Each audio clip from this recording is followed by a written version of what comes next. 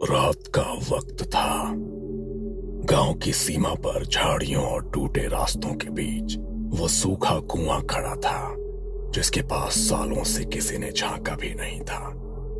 उसी कुएं के पास पिछले 4 दिनों से रोज एक इंसान जाता रहा है, हाथ में टॉर्च और आंखों में एक चमक। आज विधि की 5वीं रात है। आज के बाद सब बदल जाएगा। उसने चारों तरफ देखा। हवा थमी हुई थी। फिर वो रस्सी के सहारे धीरे धीरे कुएं के अंदर उतरने लगा।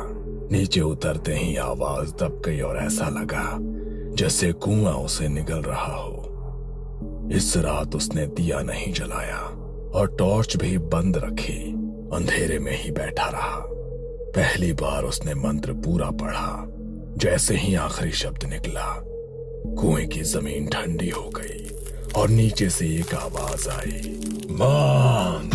मिथुन की आवाज फटी। पैसा, ताकत, आसान जिंदगी। उसके बाद कुआं खामोश हो गया। ये अंधकूप विधि थी। इस विधि से जो जागता है वो वरदान नहीं देता, वो सौदा करता है। इस सौदे में कुछ चीजें मांगी जाती हैं और जो मांगी जाती हैं तो वो ली जाती है। मिथुन और राजन बचपन से साथ पढ़े थे। राजन किताबों में डूबा रहता, मिथुन खिड़की से बाहर झांकता। परीक्षा में मिथुन नए नए तरीके से कॉपी करता। मिथुन, हर बार नकल से पास नहीं होगा।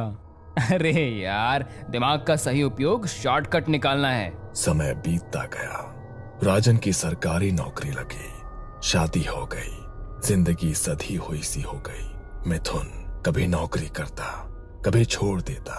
नौकरी गुलामी है, जुगाड़ से पैसे कमाने में मजा है। धीरे धीरे मिथुन शराब पीने लगा, पैसे उड़ाने लगा, कभी माँ से, रिश्तेदारों से तो कभी दोस्तों से। एक दिन अचानक उसकी माँ गुजर गई। रिश्तेदारों ने भी मुंह फेर लिया, दोस्त भी दूर हो गए, सिर्फ राजन बचा।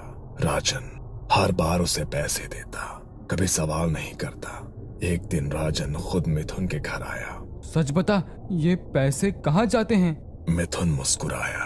अंधकूप क्रिया कर रहा हूँ। राजन चौंक गया। ये सब ढोंग है मिथुन। अखबार में कहानियां छपी हैं, लोग अमीर हो गए हैं इस क्रिया से। राजन कुछ देर तक मिथुन को देखता रहा और गहरी सांस ली। तू आज भी नहीं बदला रे। बचपन से तू ऐसा ही है, बस हर चीज का जुगाड़ ढूंढता रहता है। मिथुन जोर से हंस पड़ा। वो हंसी थोड़ी ज्यादा तेज थी, जैसे वो राजन को नहीं, खुद को यकीन दिला रहा हो। अरे राजन बाबू, जो बदल जाए वो इंसान ही कैसा। मैं तो बस हमेशा आसान रास्ता निकाल लेता हूँ। अरे छोड़ ये सब, तूने कुछ बनाया तो नहीं होगा। चल मैं तुझे खाना खिलाता हूँ। दोनों घर से निकले, पास के पुराने होटल में जाकर बैठे। खाना आते आते बातें अपने आप पीछे चली गई। स्कूल के दिन, वो सपने जो तब बहुत आसान लगते थे। खाना खत्म होते होते मिथुन फिर उसी विषय पर लौट आया। राजन, ये अंधकूप क्रिया कोई नई चीज नहीं है, ये सदियों पुरानी विधि है। फिर वही? अरे सुन तो सही। ये क्रिया सूखे कुएं में की जाती है, बस 5 दिन और इंसान की सारी इच्छाएं पूरी। राजन चुपचाप सुनता रहा। कुछ ही दिनों में सब ठीक हो जाता है।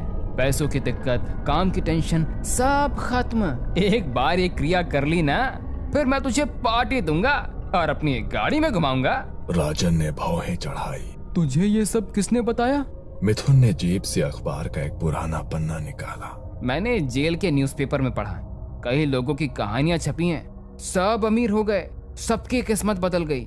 मैं रोज अखबार लेता हूँ, उसमें पूरी विधि भी छपी है, बहुत आसान है। हर बार की तरह इस बार भी तूने कोई नया टोटका निकाल लिया है। तू कभी नहीं सुधरेगा रे मिथुन। मिथुन ने कुछ नहीं कहा, बस मुस्कुराता रहा। कुछ देर बाद दोनों होटल से निकले और अपने अपने रास्ते चले गए। कुछ ही दिनों में मिथुन गांव की सीमा पर उस सूखे कुएं के पास जाने लगा। उसने झाड़ियां काटी, मलबा हटाया, पीठ पर झोला और हाथ में टॉर्च। यहाँ वहां देखता हुआ वो धीरे धीरे कुएं के अंदर उतरने लगा। कुएं के अंदर जाकर उसने एक पुराना दिया, थोड़ी काली मिट्टी और एक अखबार का फटा हुआ पन्ना बाहर निकाला। वो कुएं के तल में बैठ गया और दिया जलाया। फिर उसने चारों तरफ मिट्टी फैलाई। फिर अखबार के उस पन्ने को पढ़ने लगा। जो नीचे है उसे नाम नहीं दिया जाता। मिथुन को उस रात कुछ नहीं हुआ। बस जाते वक्त उसे लगा कुएं की दीवारें थोड़ी और पास आ गई हैं। मिथुन ने पहले ही दिन विधि का सारा सामान कुएं में रख दिया था। मिथुन कुएं के तल पर बैठा, दिया जलाया और उसने झोले से लोहे की 3 कीलें, नींबू और जली हुई लकड़ी की राख निकाली। मिथुन ने राख से जमीन पर एक गोल घेरा बनाया, बीच में नींबू रखे और कीलें दीवार में ठोक दी। हर कील के साथ कुएं में गूंज बढ़ती गई। उस रात उसे पहली बार लगा जैसे कोई नीचे से उसे देख रहा है।